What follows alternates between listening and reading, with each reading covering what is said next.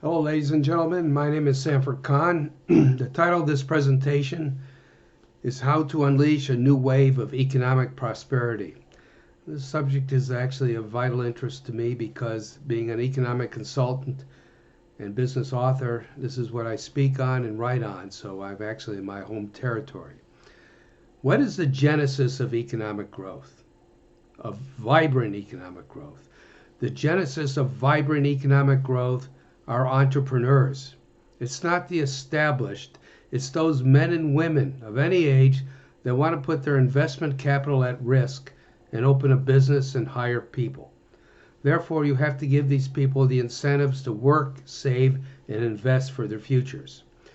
There's one thing you don't want to do, and one thing that I am adamant against. If you want vibrant economic growth in any society, but we're talking about American society, then you have to do something that's different. You have to disabuse your mind. You have to purge your mind of class warfare and class envy.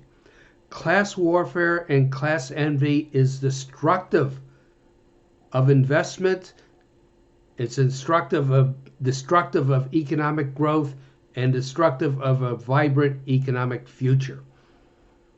Look at it this way. Money is equal to opportunity. Money is somewhat equal to opportunity. Those people who have money have more opportunities. I agree.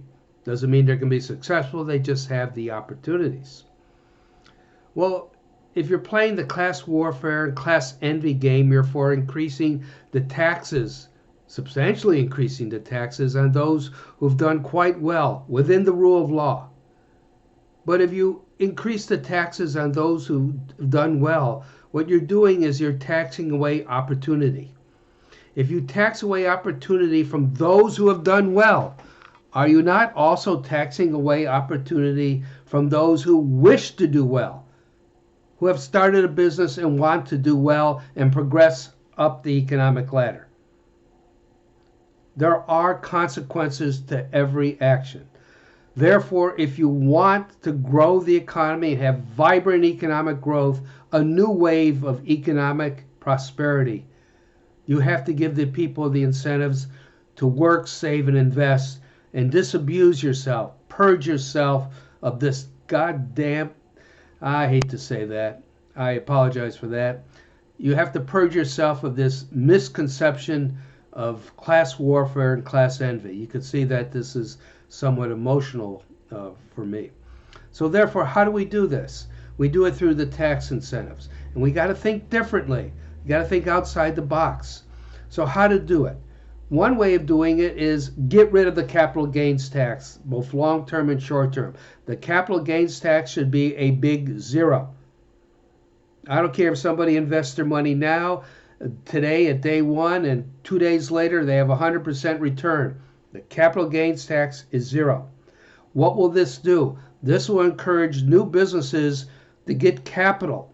Instead of going to a bank or borrowing it from somewhere in the black market or on their credit cards, they could issue stock.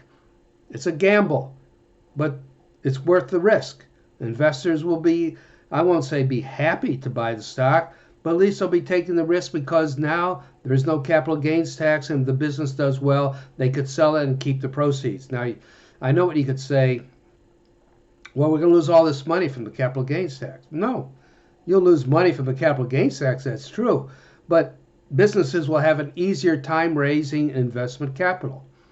That means they hire people. They hire a lot of people. You'll have a lot of new businesses popping up and hiring people. These people will pay taxes through the personal income tax. So whatever money you lose from the capital gains tax, and you will, you'll more than make it up on the personal income tax. Let's go to the personal income tax now.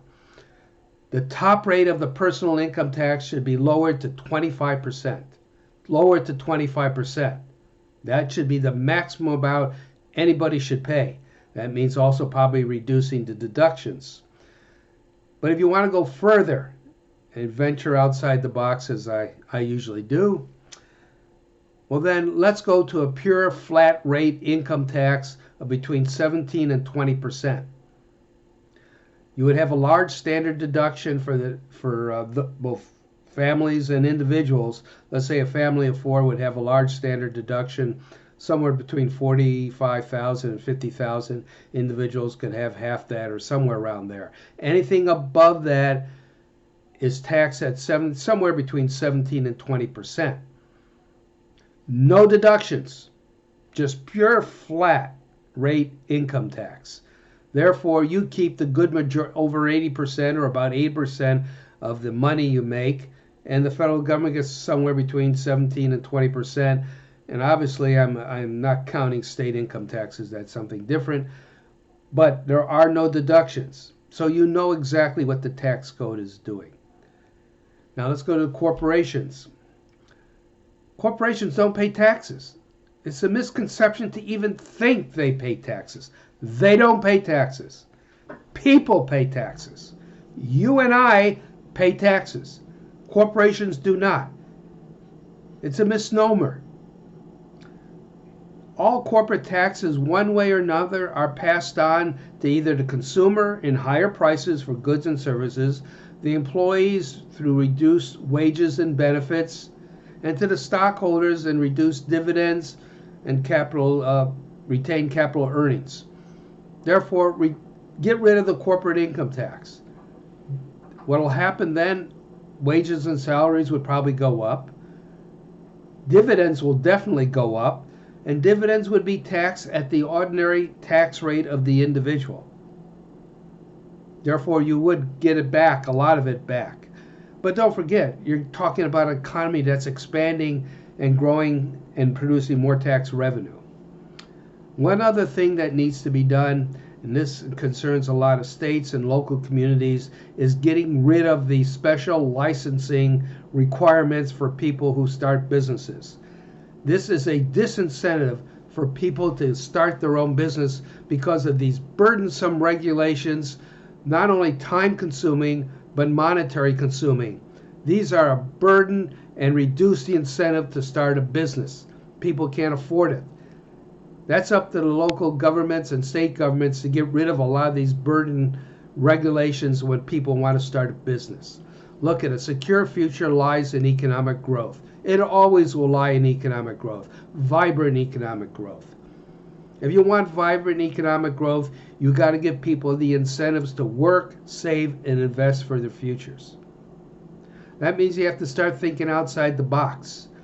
And as I started this presentation, I said you have to get rid of this idea of class warfare and class envy. It is destructive of economic growth. This is not the future of the United States. The future of the United States should be based on the entrepreneur, not the established, but those men and women who want to get in business and grow and prosper. I'd like to end this presentation. I've gone on long enough. As I always do in the environment we're in, and say that just remember this: for your secure future individually, liquidity is king, not Elvis. I always say this, or try to remember to say it. Anyways, I appreciate it if you could pass this message on to other people, this video on, and subscribe to my YouTube channel. Until we meet again, I wish you well, and may you prosper. Take care now.